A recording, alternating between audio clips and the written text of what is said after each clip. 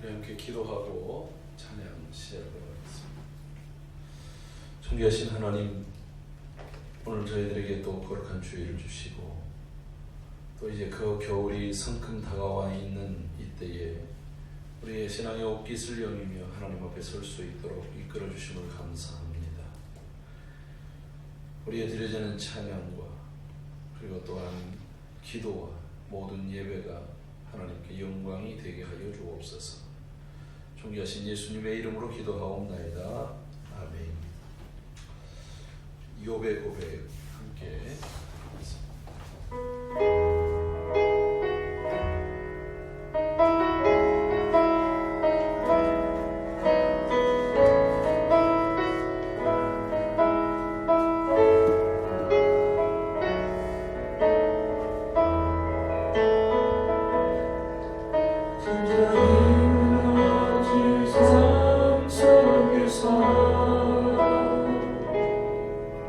하나님 나에게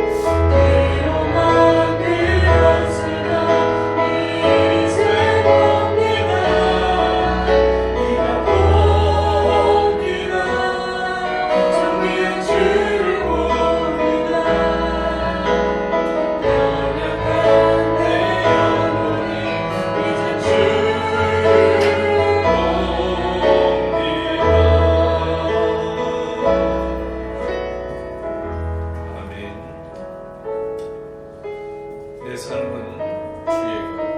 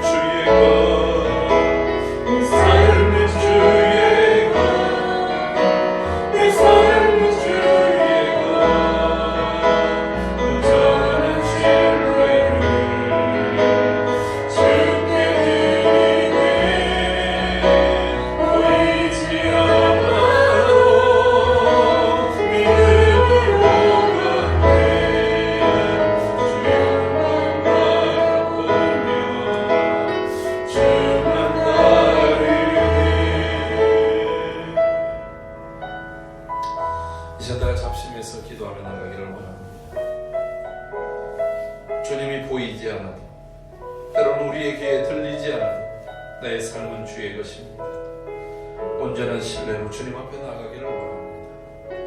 이 시간 우리를 받아주시고 주의 은혜를 붙잡아 주시옵소서.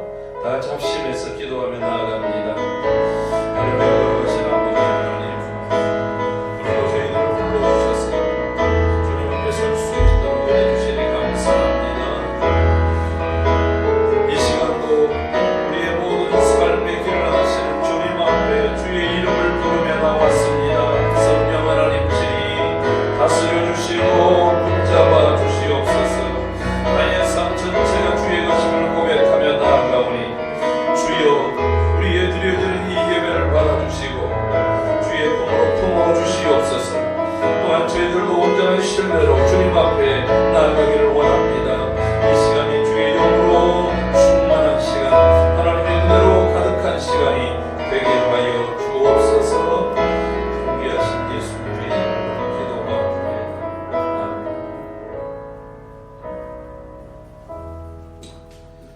다 같이 묵상으로 주님 앞에 나아갑니다. 묵상 기도 드리겠습니다.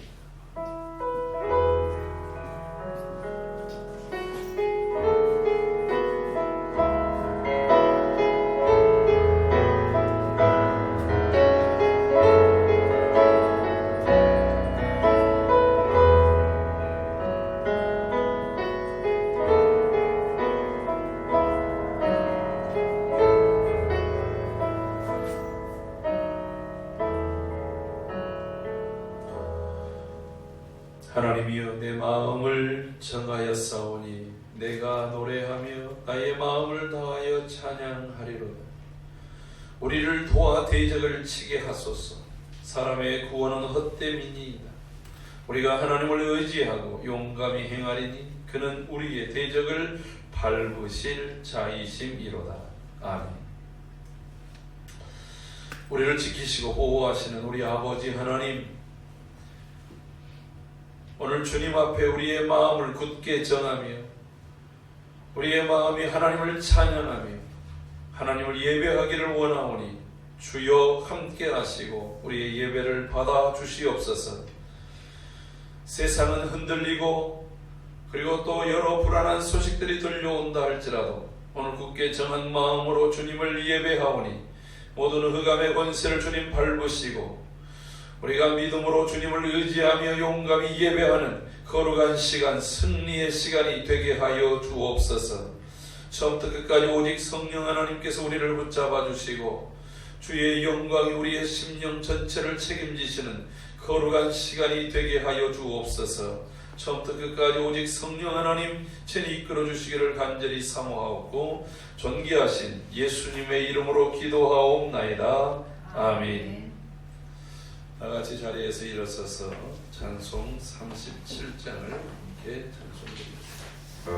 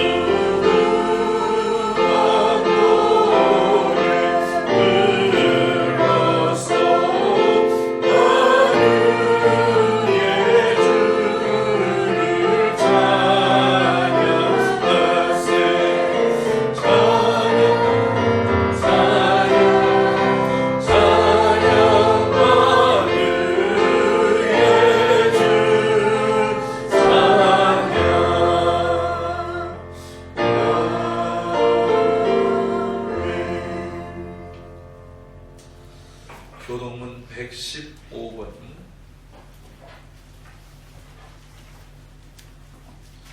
교동문 115번 부주강림 첫 번째를 같이 교동문 성문으로 나아가라 나아가라 백성이 올 길을 닦으라 큰 길을 수축하고 수축하라 돌을 채하라 만민을 위하여 기치를 들라 여호와께서 땅끝까지 선포하시되 너희는 딸 시온에게 이르라 보라 내 구원이 이르렀느니라 보라 상급이 그에게 있고 고흥이 그 앞에 있느니라 하셨느니라 사람들이 너를 일컬어 거룩한 백성이라 여호와께서 구속하신 자라 하겠고 또 너를 일컬어 찾은 바 된 자여 버림받지 아니한 성읍이라 하리라 선지자 이사야의 책에 쓴 바 광야에서 외치는 자의 소리가 있어 이르되 너희는 주의 길을 준비하라 그의 오실 길을 곧게 하라 모든 골짜기가 메워지고 모든 산과 작은 산이 낮아지고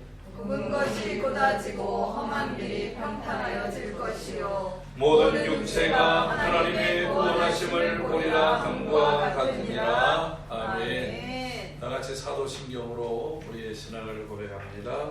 나는 전능하신 아버지 하나님 전지의 창조주를 믿습니다. 나는 그의 유일하신 아들 우리 주 예수 그리스도를 믿습니다. 그는 성령으로 잉태되어 동정녀 마리아에게서 나시고 본디오 빌라도에게 고난을 받아 십자가에 못 박혀 죽으시고 장사된 지 사흘 만에 죽은 자 가운데서 다시 살아나셨습니다.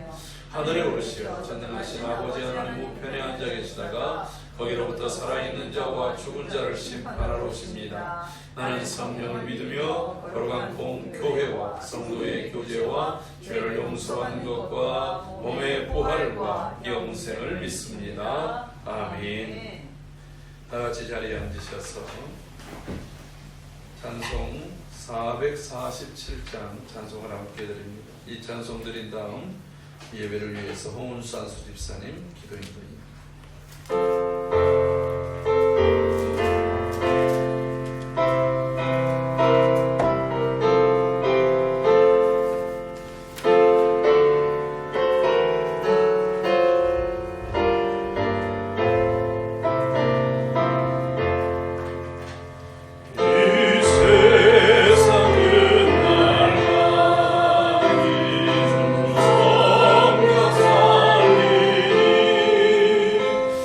주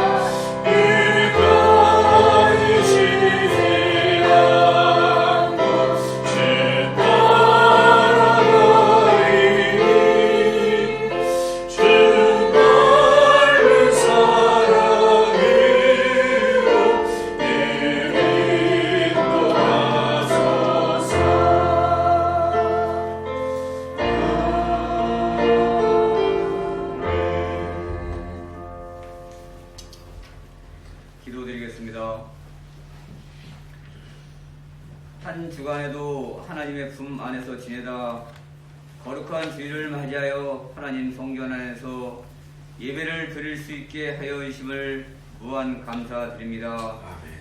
하나님, 진정되었다 싶었던 코로나19 전염병이 갑작스럽게 퍼지고 있습니다. 하나님께 이 시간 간절히 기도드리고기는 코로나19로 말미암아 경제적으로, 사회적으로 모든 것이 힘들고 어려워졌습니다. 하나님께서 이 나라와 이 민족에 역사하여 주시어서 이 전염병이 속히 없어질 수 있도록 도와주시옵소서. 아멘. 우리 모든 국민들이 삶을 절제하여 서로에게 전염되지 않도록 조심할 수 있게 하며 그 가운데 더욱 하나님과 동행할 수 있게 하여 주시옵소서. 아멘. 하나님의 계획과 섭리 가운데 세우신 영광교회에서 우리 성도님들이 예배를 드리며 교제할 수 있게 하여 주심을 무한 감사드립니다. 아멘.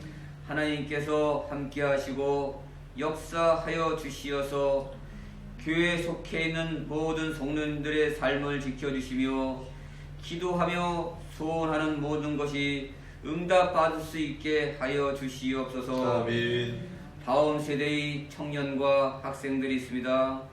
하나님 품 안에서 동행하는 가운데 그들의 꿈과 소망이 이루어질 수 있게 하여 주시옵소서. 아멘. 날마다 우리 성도님들을 위해 기도하시며 말씀을 전해주시는 귀한 목사님이 계십니다. 건강하게 하시며 강건하게 하시어 우리 모든 성도님들을 이끄시는데 조금도 어려움이 없게 하여 주시옵소서. 이 시간 함께 예배를 드리는 우리 모든 성도님들에게 함께 하셔서 우리의 예배를 받아주시며 귀하고 아름다운 축복의 시간, 영광의 시간 되게 하시며 감사와 기쁨이 넘치는 시간 되게 하여 주시옵소서. 아멘. 감사드리오며 예수님의 이름으로 간절히 기도드립니다.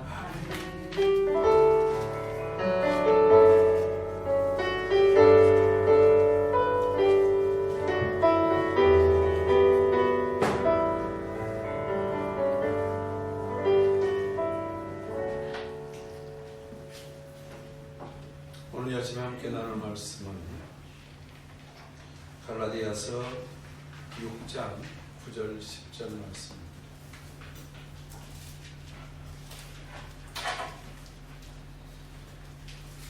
신약성경 갈라디아서 6장 9절과 10절 말씀.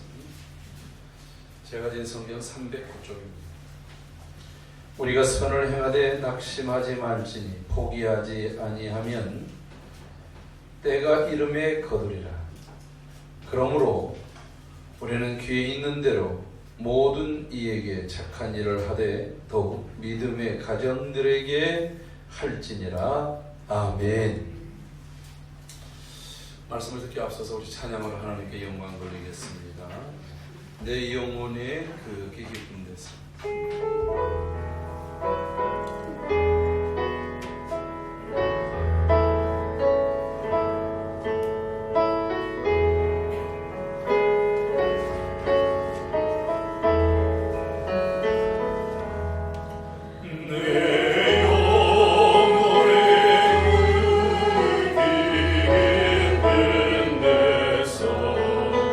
맑은 바람이 울려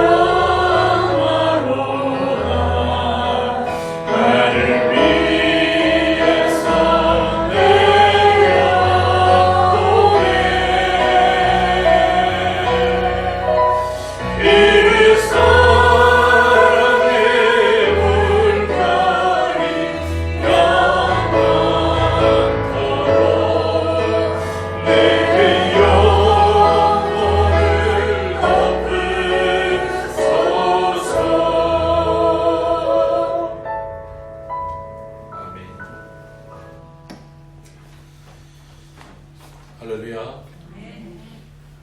오늘 이 시간에 하늘로부터 내리는 주의 평강이 우리의 모든 마음과 생각에 임하기를 소원합니다. 우리 그런 마음으로 앞뒤 좌우에 있는 성도님들과 더불어서 샬롬 주의 평강이 넘치기를 바랍니다 하고 인사 나누겠습니다. 샬롬, 네, 주의 평강이 여러분과 함께하기를 바랍니다. 오늘 봉독해드린 말씀을 중심으로 해서 포기하기 전에 라고 하는 제목으로 함께 말씀을 나누려고 합니다. 포기하기 전에.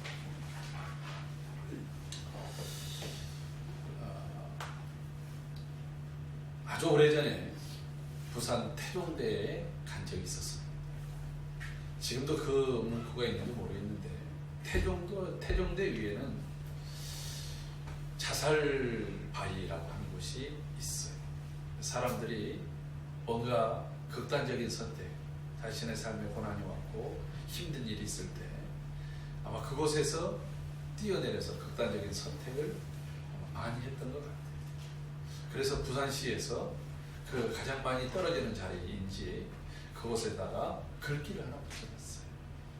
다시 한 번만 더 생각해보라는 거죠. 제가 처음 거기를 갔을 때, 그때가 벌써 거의 한 30년 전인데, 학교 동기들하고 그곳에 가가지고 저하고 코드가 맞는 그 형제하고 더불어서 둘이서 머리를 이렇게 맞대면서 깊이 고민하고 사색하는 그런 표정으로 사진을 찍었던 기억이 납니다. 사실 요즘 우리의 삶의 모습이 그러지 않나 싶습니다. 조금 전에 우리 집사님께서 기도하실 때 요즘에 또다시 이 코로나19 전염병이 재확산되고 있고, 또 광역버디 그 본부에서 방역당국에서는 상당히 부정적 시각으로 이 겨울에 다시 팬데믹 현상이 일어날 것이다 라고 하는 전망을 내놓고 있습니다. 그래서 사회적 거리두기도 1단계에서 1.5단계로, 아니 지금 2단계로 격상을 준비하고 있는 것 같습니다. 정부의 이런 발표를 들을 때마다 참 마치 양치기 소년들을 보는 것 같아요. 조금 있으면 이제 코로나가 잡혔어요. 여러분 식사로 가면 정부에서 지원금을 줍니다. 여행을 가면 지원금을 줍니다. 호텔비를 지원해 드립니다. 영화관을 가면 영화관의 관람료를 할인해 드립니다. 갖가지 얘기를 해요. 그런데 이제 그런 일이 있고 나면 꼭 그 다음에 코로나 확산이 또 됐습니다. 여러분 사회적 거리 두기를 하십시오. 이러고서 이런 일들이 여러 차례 반복이 되니까 도대체 어떤 이야기를 믿어야 할까? 여러분 정부의 말은 엄중하고 신중해야 되는데, 그런 측면에서 이것이 마치 그 양치기 소년, 늑대다 심심해서 이렇게 했다가 정작 늑대가 나타났을 때는 아무도 도와주지 않고 아무도 협력하지 않는 그런 일들이 될까 참 염려가 되어집니다. 여러분, 문제는 이런 발표가 나올 때마다 많은 사람들이 이 코로나 블루라고 하는 이 코로나로 인한 우울증에 빠져들게 된다라고 하는 것입니다. 뭔가를 하려고 하다가 그냥 좌절해버리고 포기해버리는 거예요. 어젠가요, 국가 교원 임용고 씨가 있었는데 갑작스럽게 한 거의 70명 가까운 사람들이 확진자가 돼가지고, 또 그렇게 확진자는 시험에 응시할 수조차도 없어가지고 어떤 사람은 1년 동안, 어떤 사람은 여러 해 이제 마지막이다라고 하는 그러한 마음으로 임용고시를 보려고 했다가 자신이 확진돼가지고 시험에도 응시하지 못하고 그냥 자신의 모든 길들, 어떤 사람은 8년 정도를 준비했는데 그 모든 것들을 다 포기해야 하는 그런 상황까지 놓이게 되어졌습니다. 중소상공인들의 신음소리, 자영업자들의 그러한 도산으로 말미암은 생활고가 곳곳에서 들려옵니다. 희망도, 도전도 모두 다 손 놓아버리는 그러한 상황들이 우리 속에 놓여져 있습니다. 여러분, 이제 이 코로나가 새로운 마음으로 하나님을 섬겨야겠다라고 생각하고 마음을 먹기도 전에 지레 겁을 먹고 예배를 포기해버려요. 하나님과의 관계를 포기해버리는 그러한 일들이 우리의 곳곳에서 지금 일어나고 있다라고 하는 것입니다. 그런데 우리가 더 한 번 더 생각해 봐야 될 것은 이 코로나19 전염병보다도 더 위기가 있다는 것입니다. 그 위기가 무엇인 줄 아십니까? 우리의 신앙의 변질이라고 합니다. 변질이라는 게 무엇입니까? 여러분, 뭔가 다른 것으로 바뀌어져 버렸다는 거예요. 아니, 쓸모없고 가치없고 더 이상 그것을 소유할 수도 없는 것들로 바뀌어 버렸어요. 저희 집 냉장고에 지난 봄에 장모님이 해주신 그 나물이 있었어요. 냉이 나물이 있었습니다. 제가 냉이 좋아하거든요. 그런데 그것을 꺼내놨다가 빨리 냉장고에 넣지를 못했어요. 그리고 나서 좀 있다가 넣었다가 다시 먹으려고 했더니 이게 벌써 쉰내가 납니다. 아까워서 입에다 딱 넣었는데 밑에서부터 그냥 반사적으로 욱 하고 올라오니까 뱉고 버릴 수밖에 없게 됐다라고 합니다. 오늘 이 코로나19로 인해서 마치 하나님께서 저 라오디게아 교회에 얘기한 것처럼 내가 너희들을 토해버리겠다 라고 말하는 것처럼 그런 상황으로 전락돼 버리지 않았나 싶습니다. 주님은 우리를 향해서 너희는 세상의 소금이다, 너희는 세상의 빛이다. 여러분, 소금은 그 자체로 있으면 짠맛이 나고 그 짠맛은 맛을 드러내고 썩는 것을 방지합니다. 여러분, 빛은 그 자체로 환하게 비추면서 다른 이들에게 포근함을 주고 그리고 또한 어둠을 밝혀서 그리고 우리가 나아가야 될 길들을 비춰주는 것이 빛입니다.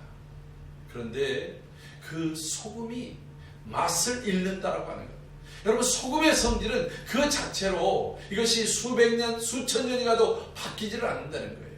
그런데 소금이 맛이 변질될 때가 어떤 때인 줄 아십니까?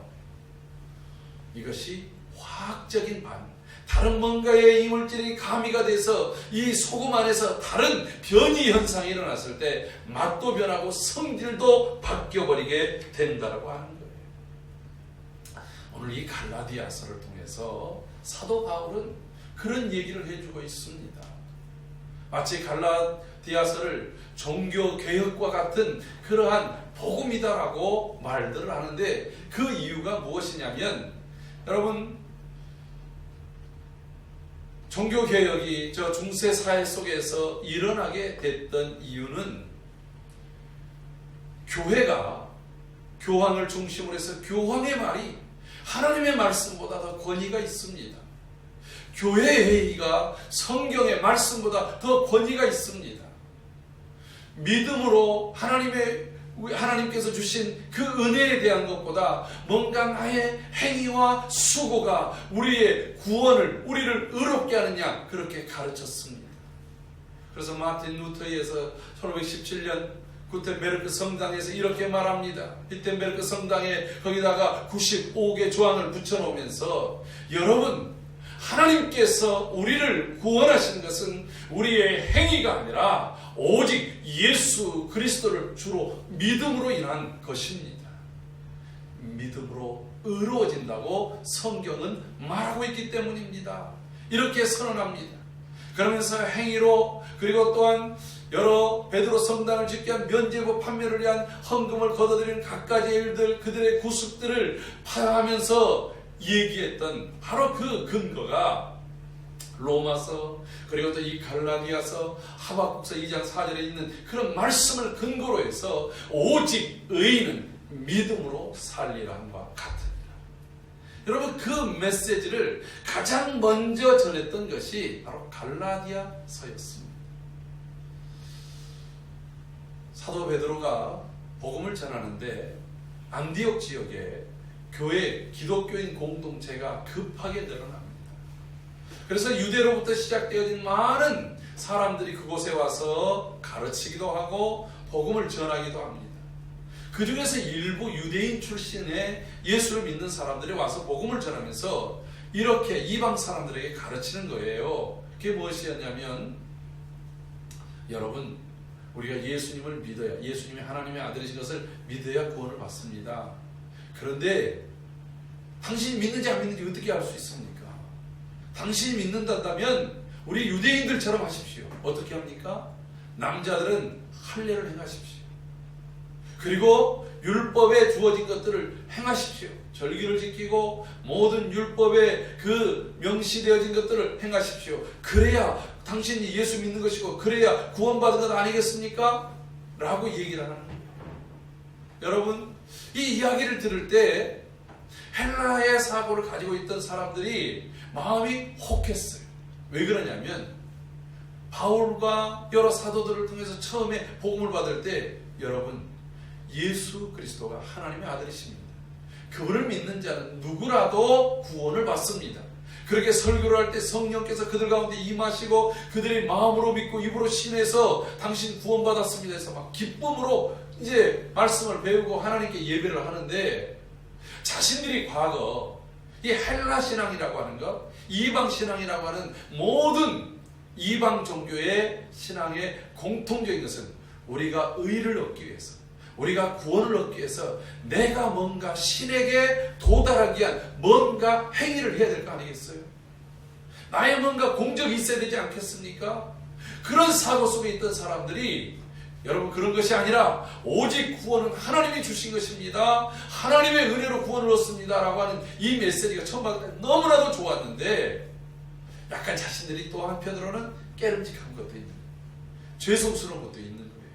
아, 우리가 구원을 얻으려면 이 정도 해서는 안 되지.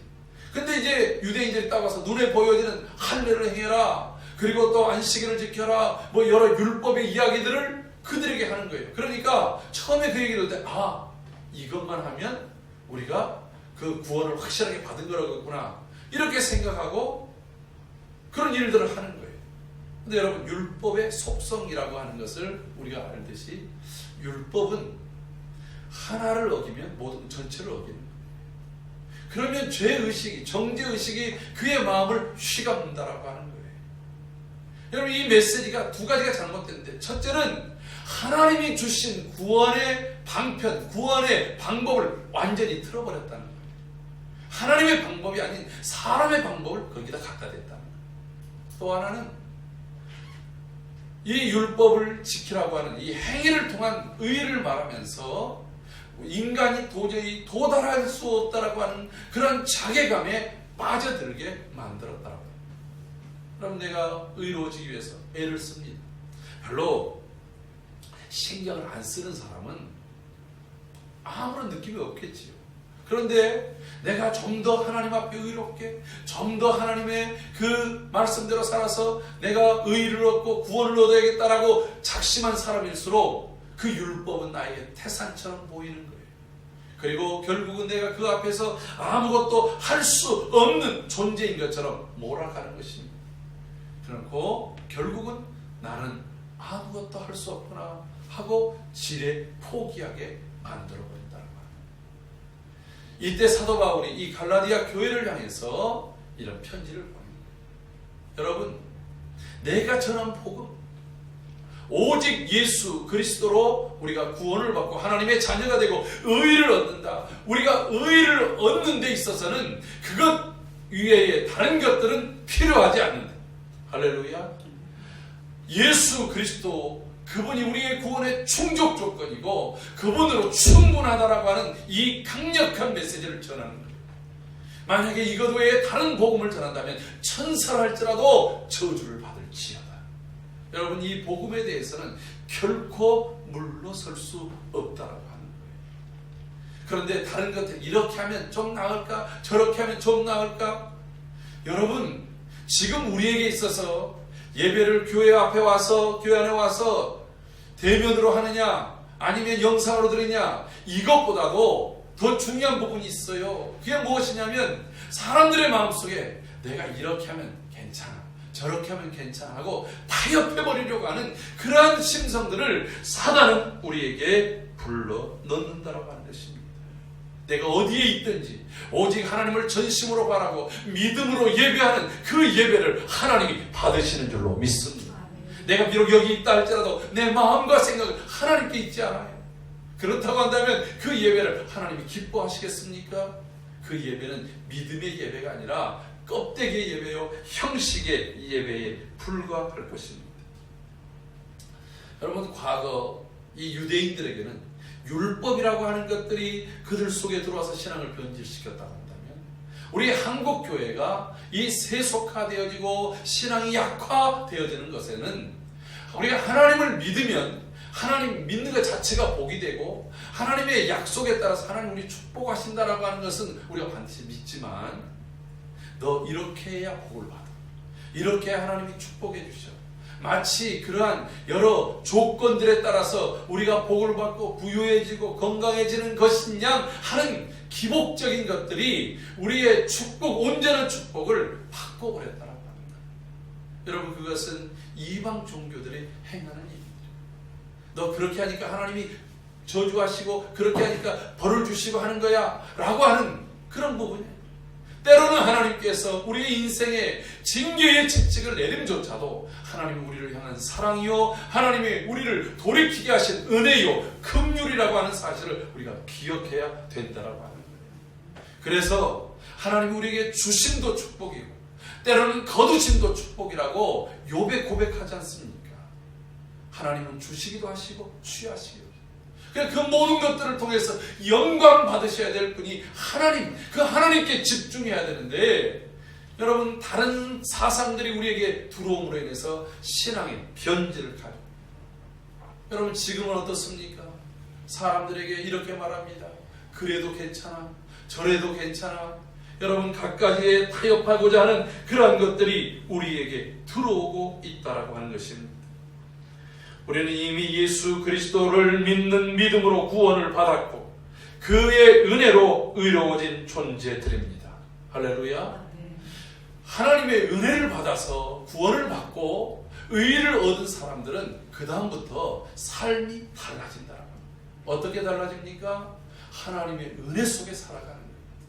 하나님의 은혜의 충만함 가운데 거하는 삶을 사는 것이 오늘 그리스도인의 삶이 되어져야 될 줄로 믿습니다. 그것이 어떤 삶이에요? 오늘 본문 속에서 말하면 하나님의 뜻을 좇아서 사는 삶, 그 앞서 있다고 한다면 성령의 이끌림을 받는 삶. 그런데 사단은, 야, 지금 바쁜데 너 이미 구원받았는데 뭐가 필요해?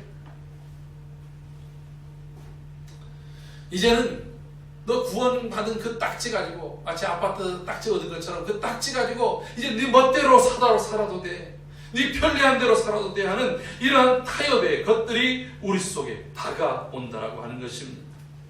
여러분, 구원받은 사람, 아이가 갓 태어나면 엄마하고 떨어질래야 떨어질 수 없는 그런 관계, 이런 관계를 친밀함이라고 합니다. 아이 신생아는 엄마가 자기의 몸으로부터 어느 정도 거리가 떨어져 그걸 본능적으로 느껴서 막 자지러지게 우는 거예요.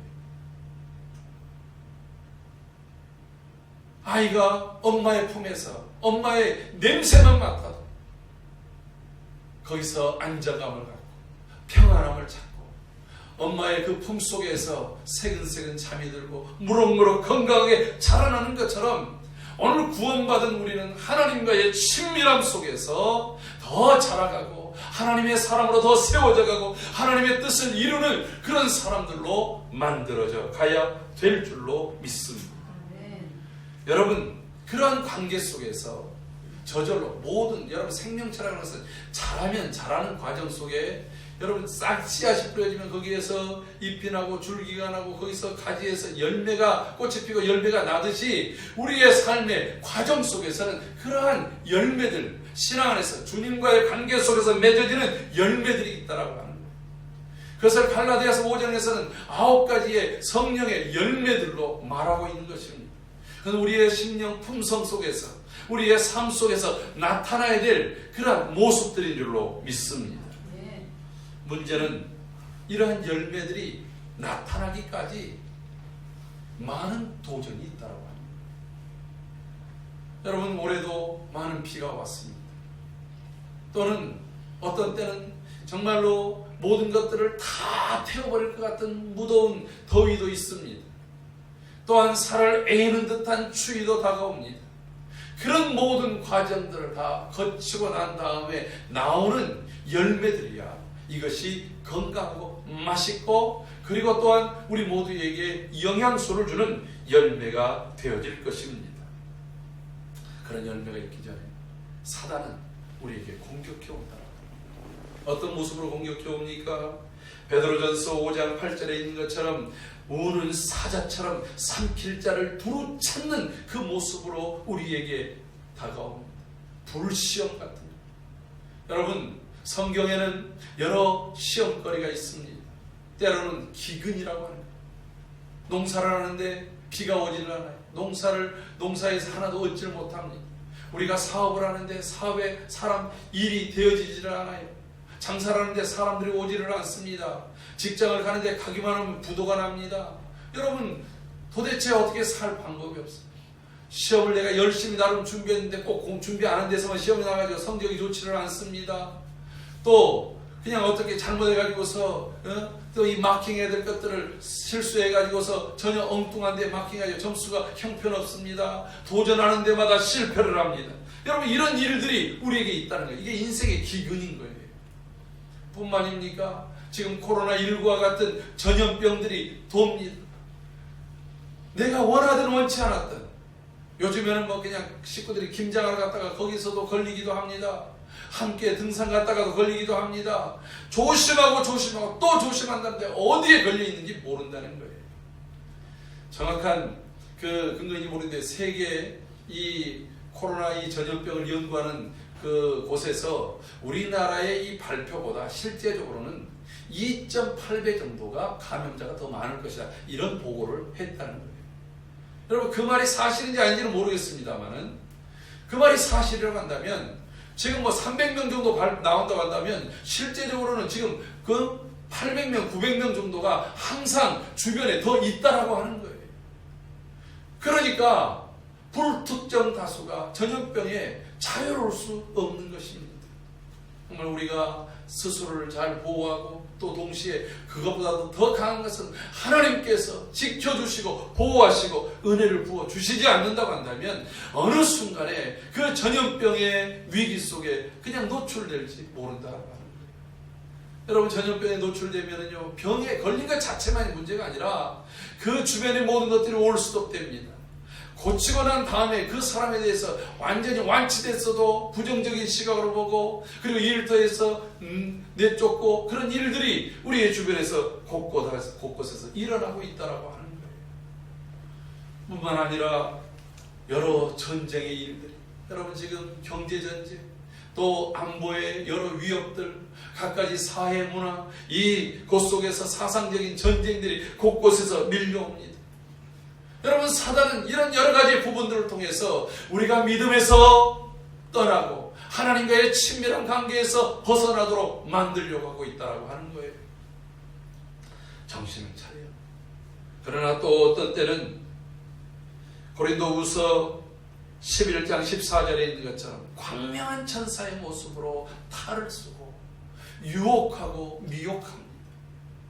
이것이 더 좋은 신앙인 것처럼, 이것이 더 축복받는 것인처럼 사람들을 미혹하는 소리들이 있습니다.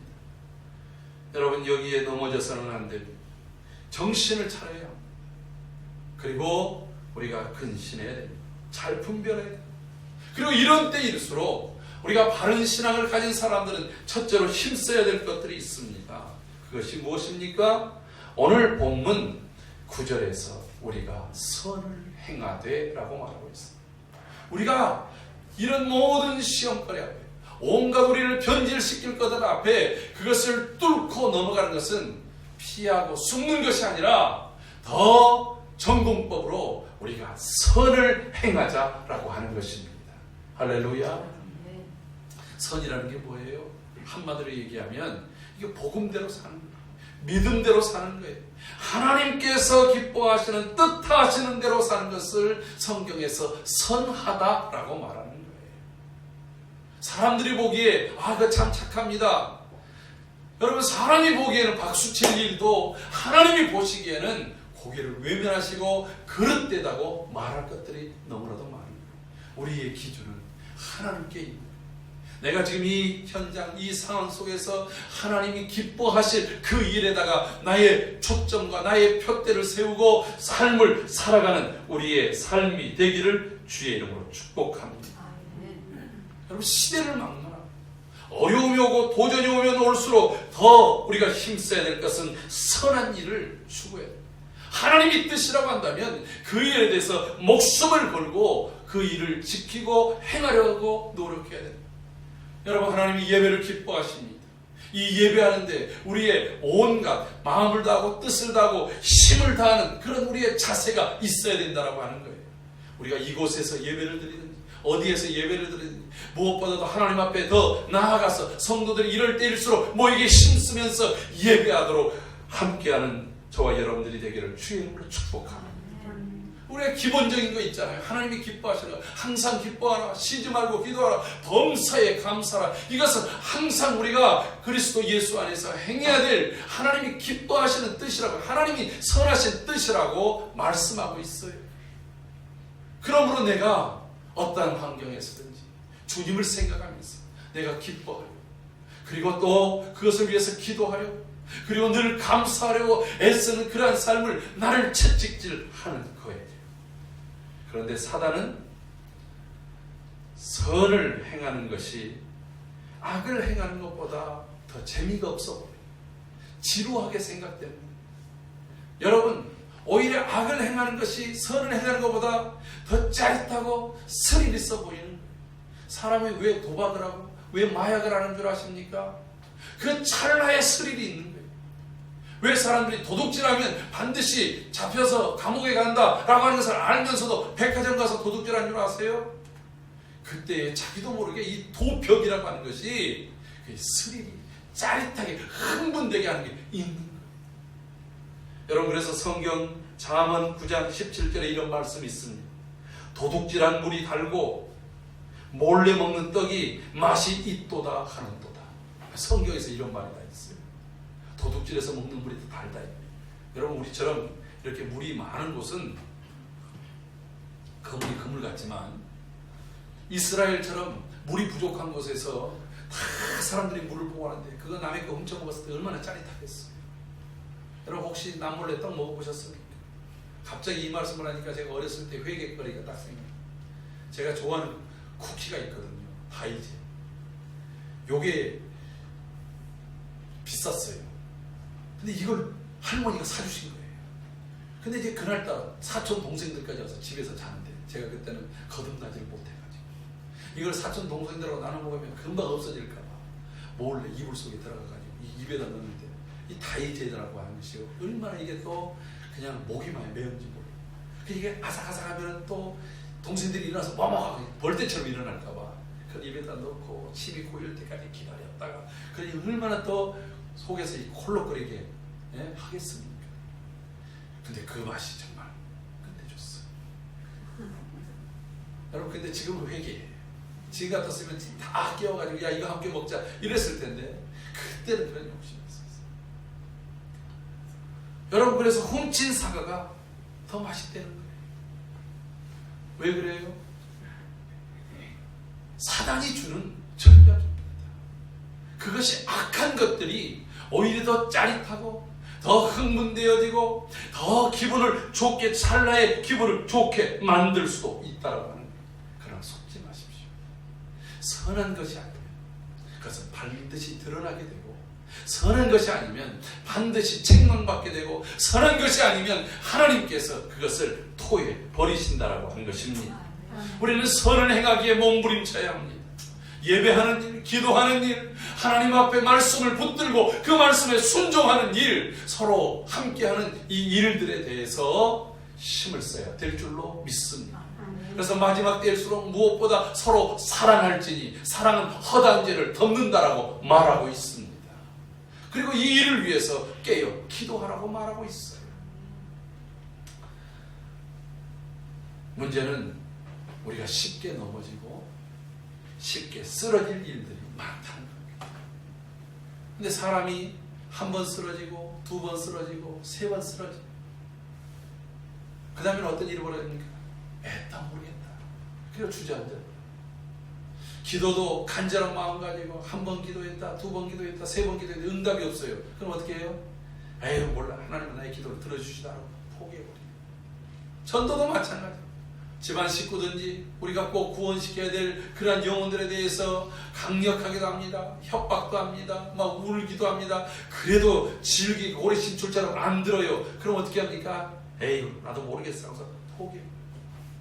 근데 오늘 열매를 위해서 이 특별히 어려운 시기에 하나님이 우리가 더 친밀한 가운데 맺어야 될 그 선한 열매를 위해서 우리에게 또 권면하는 것이 무엇입니까? 9절 말씀 보니까 낙심하지 말지 포기하지 아니하면 때가 이름에 거두리라. 오늘 여기서 두 가지를 얘기를 하고 있어요. 첫째, 낙심하지 마라. 둘째, 포기하지 마라. 한마디로 얘기해서 여러분 우리가 자꾸 안 되면 낙심하는 마음은 와요. 낙심하는 마음이 안 옵니까? 문제를 풀다가 안 돼. 또 풀어봤어도 안 돼. 또 풀어봤어도 안 돼. 그러면 아유 이게 포기하고 싶고 낙심된 마음은 당연히 드는 거예요. 내가 믿음이 좋다고 해서 낙심된 마음이 안 들지 않습니다. 내가 워낙 인격이 좋다 해도 내 주변 상황 때문에 낙심되는 마음은 들어요. 우리의 마음이 떨어진다, 흔들린다 이거예요. 여러분 그 김남도 서울대 교수가 청년들을 향해서 준 메시지 책이 있잖아요. 아프니까 청춘이다. 청춘이 살아가는데 너무나도 어려운 일들이 많잖아요. 포기할 만한 일들이 많잖아요. 그러나 포기하지 말라고 그 얘기를 하는 거예요. 그래서 그 다음 쓴 책이 뭐냐면 1000번은 흔들려야 1000번은 흔들려야 그것이 인생이다라고 합니다. 우리가 살아가는데 숱한 바람들이 막 몰려오는 거예요. 그리고 이제 그 다음에 준 책이 뭐냐면 내일을 위해서 미래지향적 소망을 내일을 위해서 내 일을 하라. 아주 이 언어적 유의를 가지고 그런 책을 썼어요. 지금 안 된다고, 지금 못한다고, 지금 방해거리가 많다고 아무것도 하지 않는 것이 아니라 포기해버리는 것이 아니라 지금 네가 해야 될 그 일을 하라는 거예요. 사랑하는 성도 여러분, 오늘 우리 안에 이 얘기를 하고 있습니다. 포기하지 말라는 거예요. 하던 일을 포기하지 말라는 거예요. 다른 말로 얘기하면 한 번 더 해보라는 거예요. 또 한 번 더 해보라는 거예요. 힘들다고 어렵다고 남들이 알아주지 않는다고 눈앞에 열매가 없다고 포기해서는 안 되는 것입니다. 하나님은 하나님의 타이밍에 하나님이 계획하신 일들은 반드시 열매를 맺게 할 줄로 믿습니다. 여러분 좋은 열매일수록 그만큼의 시간이 필요로 하는 것입니다. 때로는 우리가 지레 포기해버린 일들이 있습니다. 여러분 이스라엘 백성들이 광야에서 맨 첫 도전을 받았던 것들이 아말렉 전투였습니다. 아말렉 족속들이 어떤 사람을 공격한 줄 아십니까? 길을 가다가 길이 너무 힘들어, 길이 너무 멀어, 너무 물도 없어서 목말라, 그래가지고 지치어서 포기해버린 주저앉아 있는 사람들을 먼저 공격했다고 하는 거예요. 여러분 사단이 공격 대상으로 받는 것이 포기하려고 합니다. 귀신같이 알아차려요. 왜 귀신입니까? 포기하려고 하면 금방 득달같이 달려와서 우리를 공격한다는 사실을 기억하시기 바랍니다. 다윗이 600명의 용사들이 이제 이스라엘과 싸우다가 블레셋 사람들에 의해서 다시 돌아옵니다. 그런데 그 사이에 아내와 자식들, 재산들을 다 또 아말렉 족속들이 빼앗아갔어요. 여러분 그 모습 보고 사람들이 막 그냥 슬퍼가지고 울다가 돌을 들어서 다윗을 치려고 합니다. 근데 다윗이 그때 하나님을 힘입어서 다시 용기를 얻었어요. 그리고 우리가 가자, 하나님이 주신다고 했다. 근데 그때 지쳐서 포기해버린 사람이 있어요. 이미 다 끝났어, 안 돼 하고 포기해버린 사람 200명이 거기에 주저앉았어요. 그래서 400명만 데리고 갔는데 하나님께서 잃어버렸던 것 다 얻게 하시고 그들이 그 아말렉이 갖고 있던 모든 것들을 다 도로 탈취해서 오게 하는 영광을 주셨어요. 근데 여러분 그 영광을 줄 때에 그 200명은 그 영광의 자리에, 승리의 자리에 함께 할 수 없었죠. 하나님께서 우리에게 위기를 주신 것도 더 큰 승리를, 위대한 승리를 주시기 위한 인 줄로 믿고 우리가 포기해서는 안 된다라고 하는 것입니다. 여러분, 스포츠는 항상 역전이 있기 때문에 재미가 있는 것 같아요. 스릴이 있는 것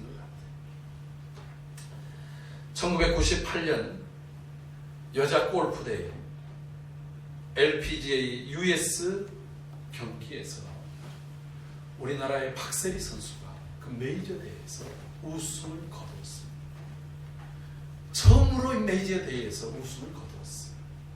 이 우승을 거뒀다는 것만으로도 1998년도면은 IMF가 한창일 때잖아요. 97년부터 IMF가 왔으니까 그 IMF 때 국민들에게 엄청난 희망을 줬는데 사실은 이 박세리 선수가 첫 우승을 했다는 것으로만 위로와 소망을 준 게 아니라 그만 그 태국계 미국 선수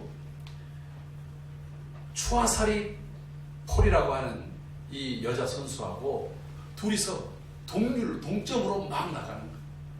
그래가지고 이것이 계속해서 연장 승부가 되어집니다.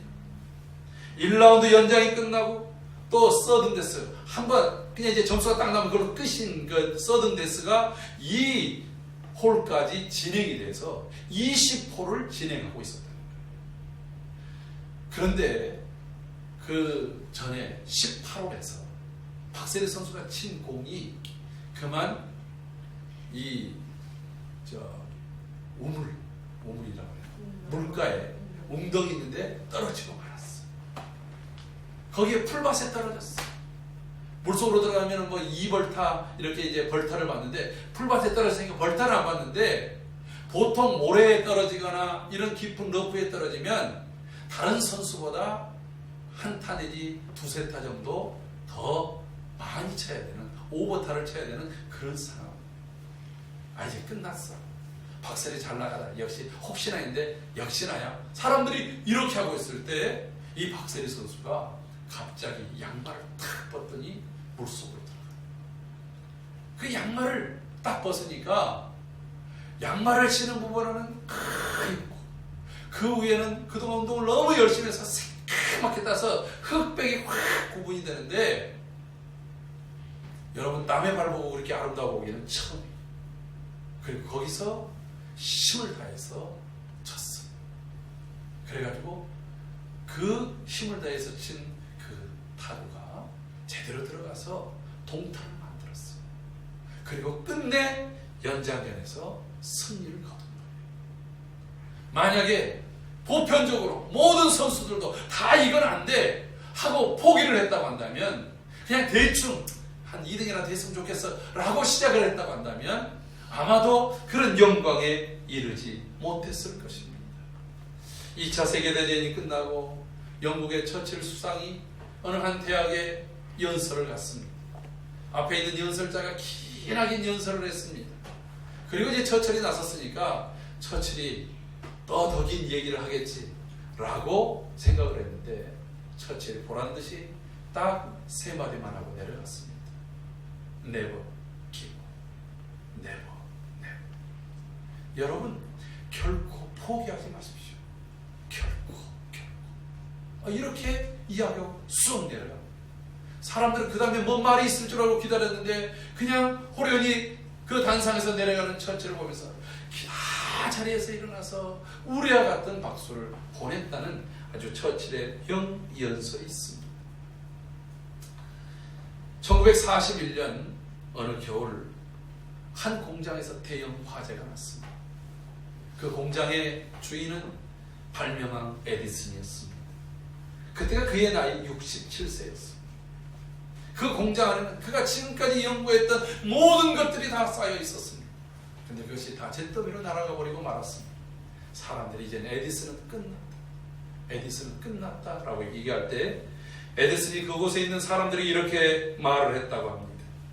여러분, 지금까지 우리가 저지른 모든 실행착오의 실패들이 완전히 타버리고 말았습니다. 이제 우리는 그런 실패를 거치지 않고 다시 시작할 수 있게 되었습니다. 여러분, 그리고 3주 후에 세계 최초로 추궁기가 발명돼서 출시됐다.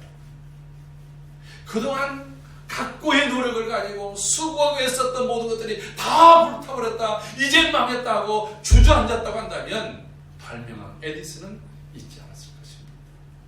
저 강릉에 가면 에디슨 박물관이라고 있어요. 거기에 에디슨의 추궁구들, 그걸 가지고서 그게 또 발전돼가지고 거기서 이렇게 오케스트라를 들으면 뭔가 마음이 그냥 뿌듯한 것 같고 가득히 채워진 것 같아요.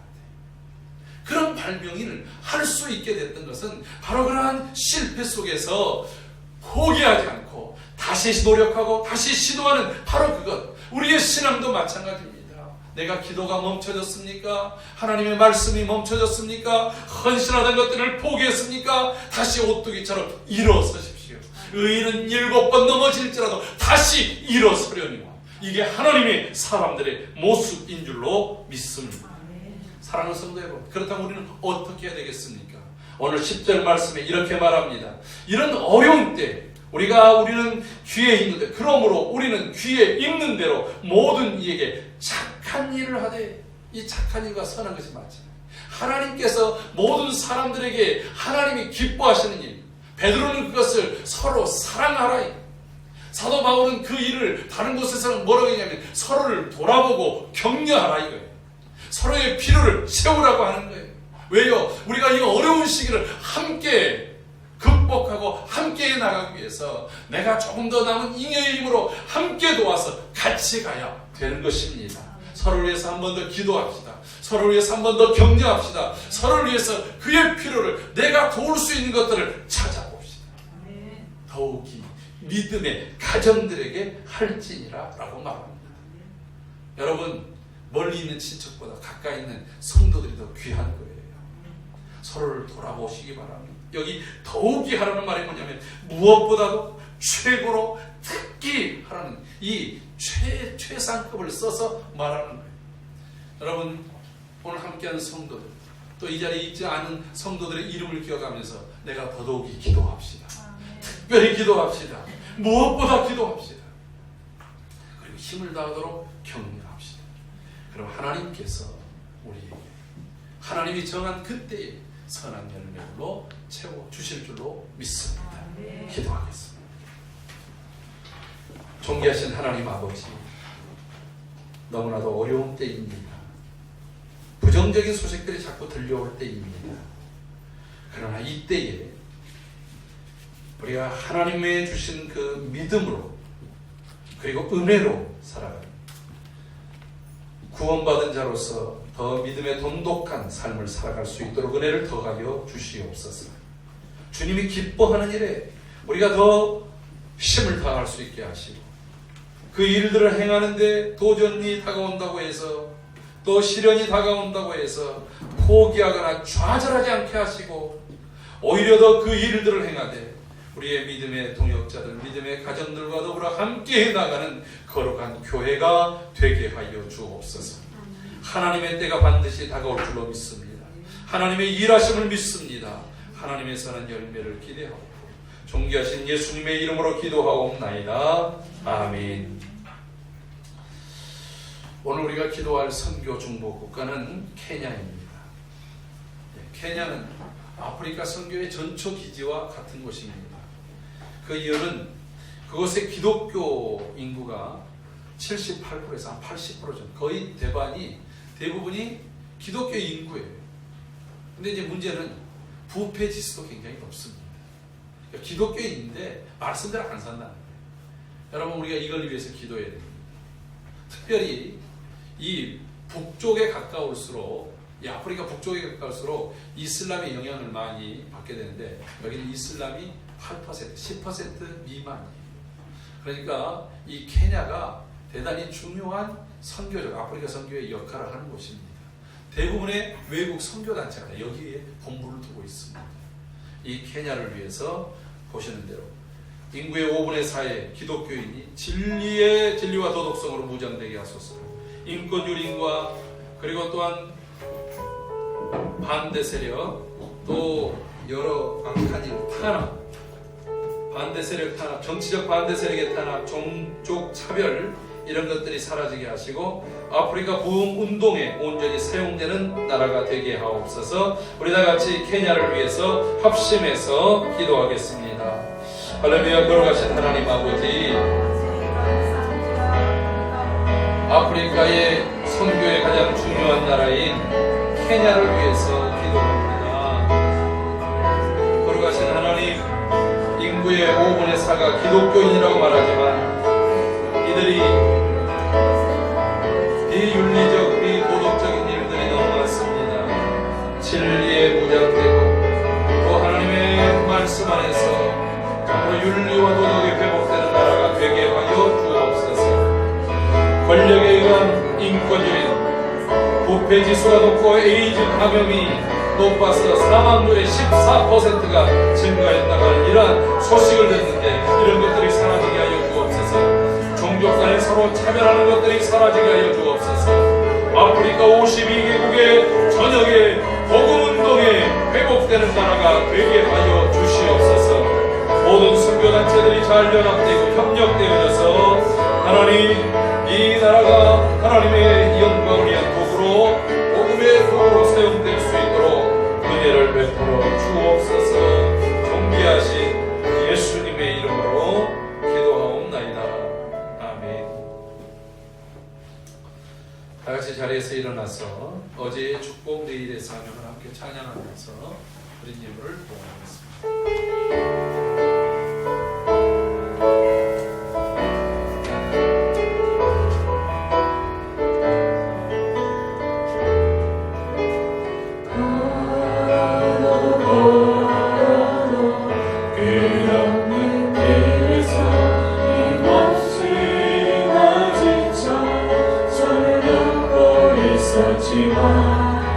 아직 끝은 아니다. 지금도 울리는 내 주의 심장 소리. 내 눈은 주님을 향하여 들고 내 손은 주님의 십자가를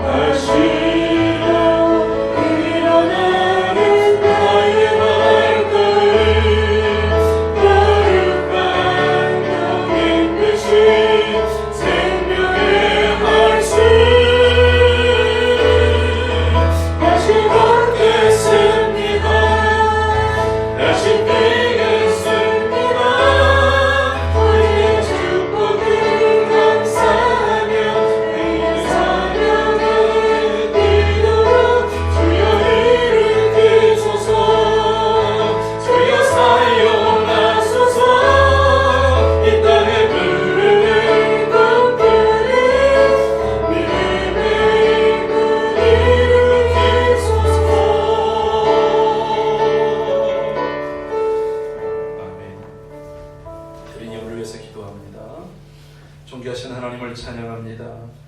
우리 가운데 함께 하시며 우리에게 귀한 것들을 허락하신 아버지 감사합니다. 주님, 우리에게 베푸르신 은혜를 쫓아서 귀한 믿음의 예물들을 구별하여 드립니다. 우리에게 허락하신 것 중에 10의 하나를 하나님 앞에 구별하여 드리오니 받아 주시옵소서. 우리의 삶에 귀한 것들을 얻게 하시고 또한 구별하여 드리게 하신 아버지 감사합니다. 우리의 삶에 더 풍성하고 아름다운 것들이 맺혀질 수 있도록 은혜를 더하여 주시고 이 어려운 시기에도 하나님께서 강한 손으로 붙드시고 채우시는 삶이 되게 하옵소서. 코로나의 위기 속에서도 지켜주시니 감사합니다. 온 성도들을 붙잡아 주시고 강건하게 하옵소서. 주님 앞에 나오게 하시니 감사합니다.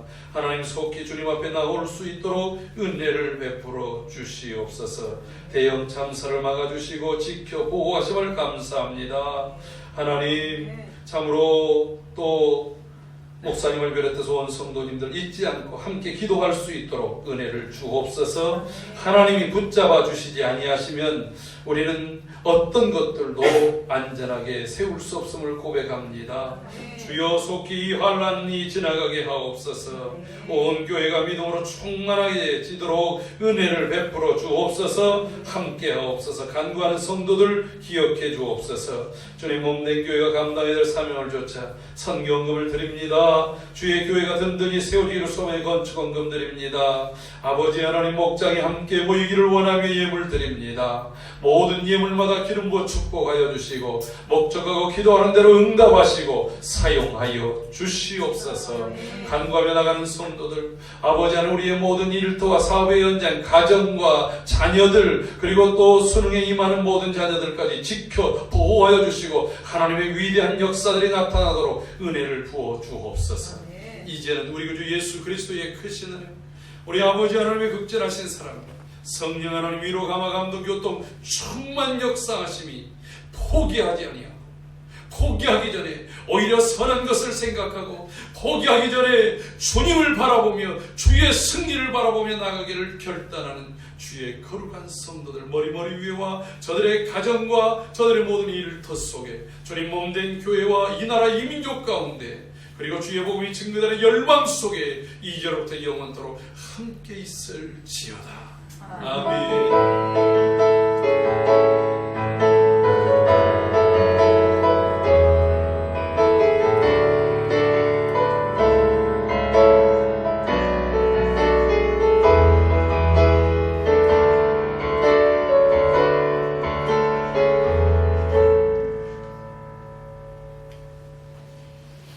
다시 한번 앉으면서 인사 나눕니다. 주의 이름으로 사랑하고 축복합니다. 예, 교회 소식 전해드리도록 하겠습니다.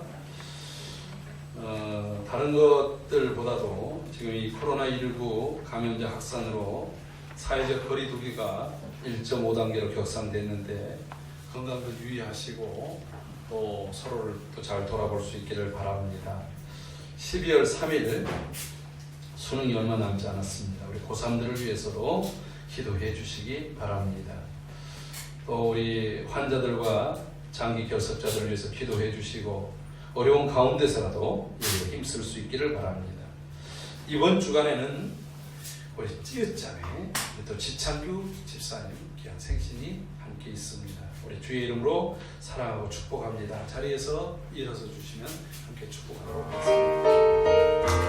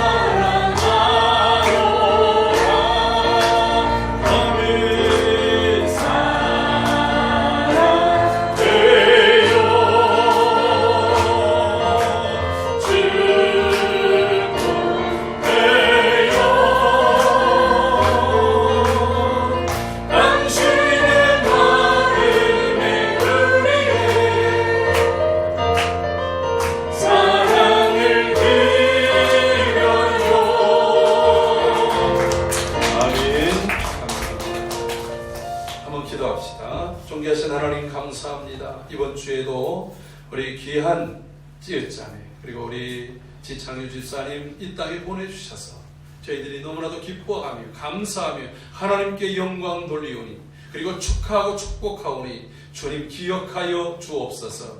지금까지도 붙잡아 주셨고 함께 하신 하나님 앞으로의 삶 가운데 더 강하게 붙잡아 주셔서 하나님의 영광과 하나님의 존귀와 하나님의 축복이 나타나는 삶이 되게 하여 주옵소서. 때로는 힘들고 어려운 일이 있다 할지라도 선한 일에 더 힘쓰게 하시고 포기하고자 하는 마음이 돌아온다 할지라도 그것을 과감하게 거부하며 오히려 선을 더 힘써 행할 수 있는 은혜가 임하게 하여 주옵소서.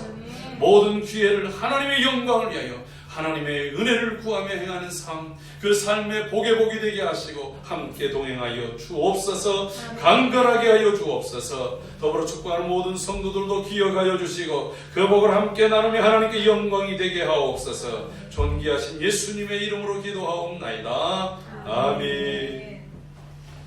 감사합니다. 예배를 모두 마치겠습니다. 함께 인사 나누고 기도하겠습니다.